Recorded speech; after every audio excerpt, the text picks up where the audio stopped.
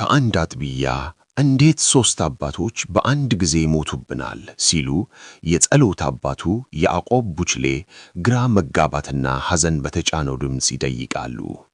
በጂንካ ከተማ የምትገኘው ቁጥር 6 ቃለ ሕይወት ቤተ ክርስቲያን ሦስት መሪዎቿን በጥቂት ቀናት ልዩነት ውስጥ አጥታለች።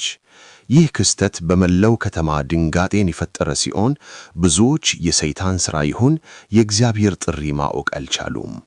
ሁሉም ነገር የተጀመረው በከተማዋ ትልቅ ሕንፃ ሲያስገነባ የነበረው ኢንጂነር ዓለማየሁ ሲታመም ነበር። ዛሬ በጂንካ የተከሰተውንና መላ አገሪቱን ያስደነገጠውን የማርበርግ ቫይረስ አሰቃቂ ታሪክ በጥልቀት እንመለከታለን።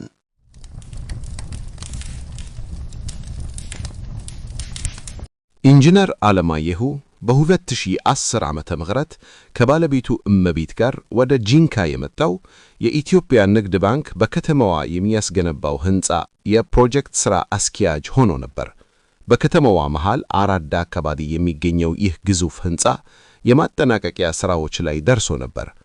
ዓለማየሁ በቤተ ክርስቲያኑም ሆነ በከተማው ነዋሪዎች ዘንድ እጅግ የሚወደድና ታታሪ ሰው ነበር።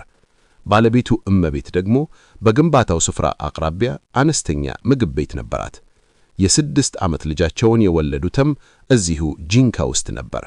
ይህ ደስተኛ ቤተሰብ ግን በጥቅምት ወር መጀመሪያ ላይ ሕይወቱ በድንገት እንደሚቀየር አልገመተም ነበር። ጥቅምት 5 ቀን በ2018 ዓመተ ምህረት ዓለማየሁ ህመሙ ሲጀምረው መጀመሪያ ላይ የብርድ በሽታ መስሎ ነበር። ነገር ግን ህመሙ እየባሰበት መጣ። ምግብ መብላት አልቻለም። ከፍተኛ ትኩሳትም ነበረው። ሐኪሞች መጀመሪያ ላይ የፈሳሽ እጥረት ነው አሉ። በኋላም ወባ ተደብቆ ሊሆን ይችላል በማለት የጭንቅላት ወባ እንደሆነ ተናገሩ። ሆኖም ግን የትኛውንም አይነት ፈሳሽ ማስመለስ ጀመረ። ጥቅምት 13 ቀን ወደ ጂንካ ጠቅላላ ሆስፒታል ሲገባ ሁኔታው እጅግ አሳሳቢ ነበር። የቤተ ክርስቲያኑ አባቶች መምህር ጳውሎስ ፍሬሁን እና መምህር ቃሌ ብቻውን አልተውትም። ሊያስታመሙትና ሊጸልዩለት አጠገቡ ተገኝተዋል። ታማሚው ዓለማየሁ በሆስፒታል አልጋው ላይ ሆኖ ይወራጭ ነበር። የጤና ባለሙያዎች ሕክምና ለማድረግ ሲቸገሩ የሃይማኖት አባቶቹ ታማሚውን ለመያዝ ያግዙ ነበር። እጃቸውን ጭነው ጸሎት ሲያደርጉለት ምሽቱ ነጎደ። ሌሊት 6 ሰዓት ላይ ግን የዓለማየሁ ሰውነት በድንገት መቀዝቀዝ ጀመረ። ይተርፋል የሚል ተስፋ ቢሰጣቸውም ወደ ጽኑ ሕሙማን ክፍል ሲወሰድ ግን ሕይወቱ አልፏል። በማግስቱ አስከሬኑ በፍጥነት ወደ ቢሾፍቱ ከተማ ተሸኘ። በወቅቱ ማንም ሰው ይህ ሞት ለሌሎችም ሞት መነሻ እንደሚሆን አልጠረጠረም ነበር። በሆስፒታል ያደሩት መሪዎችም ወደ ቤታቸው ተመልሰው አገልግሎታቸውን ገተሉ። የመጀመሪያው ታካሚ ከሞተ ከአንድ ሳምንት በኋላ ግን አስደንጋጭ ነገር ተከሰተ። ዓለማየሁን በሆስፒታል የጎበኙት አራቱም የሃይማኖት አባቶች የህመም ምልክት ማሳየት ጀመሩ። ከፍተኛ ትኩሳት፣ ማስመለስና ማስቀመጥ ታያቸው። የቤተ ክርስቲያኗ ሰብሳቢ ፍሬሁን ሁኔታው እጅግ ከባድ ነበር። እህታቸው ፋናዬ እንደምትናገረው ሰውነቱ ላይ ውሃ ስንጨምር ውሃው የባሰ እየጋለ እንፋሎት ሁሉ ከሰውነቱ ላይ ይነሳል ስትል የወንድሟን አስፈሪ ሁኔታ ገልጻለች። መምህር ጳውሎስና መምህር ቃሌ ደግሞ በንስር መልክ ብዙ ደም ይፈሳቸው ነበር። ሁሉም ግለሰቦች በተመሳሳይ የኩላሊት ህመም አጋጠማቸው። ጥቅምት 29 ቀን የቤተ ክርስቲያኗ የሂሳብ ሹም መምህር ቃሌ በጂንካ ሆስፒታል ሕይወታቸው አለፈ። ቀሪዎቹ መሪዎች ወደ ሐዋሳ ከተማ ለተሻለ ሕክምና ቢላኩም ሕይወታቸውን መታደግ አልተቻለም። መምህር ጳውሎስና ፍሬሁን በአንድ ቀን ልዩነት አረፉ። አሰቃቂው ነገር ግን እዚህ ላይ አላበቃም። እነሱን ሲረዱ የነበሩት ዶክተር ጌታሁንና ነርስ አማኑኤልም በተመሳሳይ ምልክት ሕይወታቸው አለፈ። የነርስ አማኑኤል ባለቤት የመምህር ጳውሎስ ነፍሰ ጡር ባለቤት ፀሐይና የመምህር ቃሌ ወንድምም በተከታታይ አረፉ። ጂንካ በድንጋጤ ተዋጠች። ሞት በየቤቱ ማንኳኳት ጀመረ።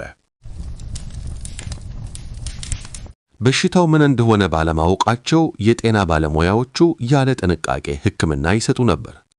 ናሙናው ወደ አዲስ አበባ ተልኮ ምርመራ ከተደረገ በኋላ ህዳር 5 ቀን አሳዛኝ እውነታው ይፋ ሆነ። በሽታው የማርበርግ ቫይረስ ነበር። በኢትዮጵያ ታሪክ ለመጀመሪያ ጊዜ የተከሰተ አደገኛ ቫይረስ። ይህ ቫይረስ ከ24 እስከ 88 በመቶ የመግደል አቅም ያለው ሲሆን ከኢቦላ ጋር ተመሳሳይ ቤተሰብ ነው። የጤና ሚኒስቴር ኢንዴክስ ወይም የመጀመሪያው ታማሚ ኢንጂነር አለማየሁ እንደሆነ አረጋገጠ።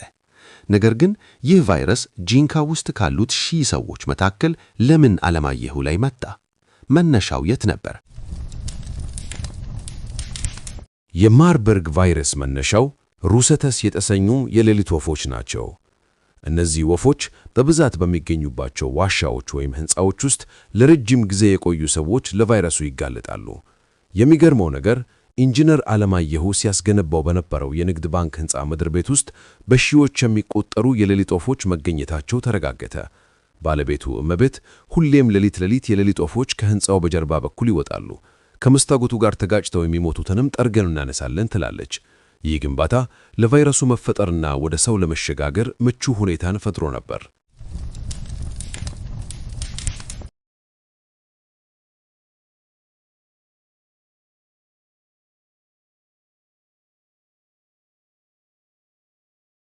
በዚህ ሁሉ መከራ መካከል ግን ሌላ አሳዛኝ ታሪክ ተፈጠረ። አለማየሁ ሲሞትና የቤተ ክርስቲያን መሪዎቹ ሲታመሙ ነዋሪዎቹ ጥርጣሬያቸውን ወደ ባለቤቱ እመቤት አዞሩ። መድኃኒት አብልታ ገድላቸዋለች የሚል ውንጀላ ገራበባት። ባሏን ባጣች በ2 ሳምንት ጊዜ ውስጥ ፖሊስ በቁጥጥር አዋላት።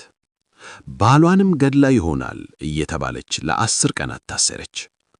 እመቤት ግን እኔና የ6 ዓመት ልጄ ለምን አልታመምንም በማለት ትከራከራለች። የማርበርግ ቫይረስ መሆኑ ታውቆ በዋስትና እስክትፈታ ድረስ የደረሰባት የስነ ልቦና ጫና ከሐዘኑ በላይ ከባድ ነበር።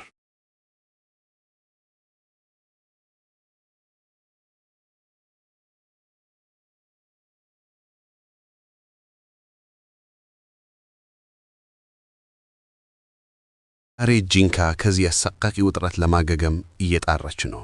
እስካሁን 13 ሰዎች በቫይረሱ መያዛቸው ሲረጋገጥ የ8ቱ ሕይወት አልፈዋል። ከተማዋ ለ1 ሳምንት የትራንስፖርት ገደብ አድርጋ የነበረ ሲሆን አሁንም ጥንቃቄው ቀጥሏል። እመቤት ግን አሁንም በሕዘን ውስጥ ናት። ባለቤቴን ከአፈር የሚመልስልኝ የለም ትላለች። ማርበርግ ቫይረስ በኢትዮጵያ ለመጀመሪያ ጊዜ መከሰቱ ትልቅ ትምህርት ሰጥቷል። ንኪኪን መቀነስና የጤና ጥንቃቄ ማድረግ ህልውና ጉዳይ ነው። እናንተስ ምን ትላላችሁ? ይህ አደጋ አስቀድሞ መከላከል ይቻል ነበር? አስተያየታችሁን ጻፉልኝ።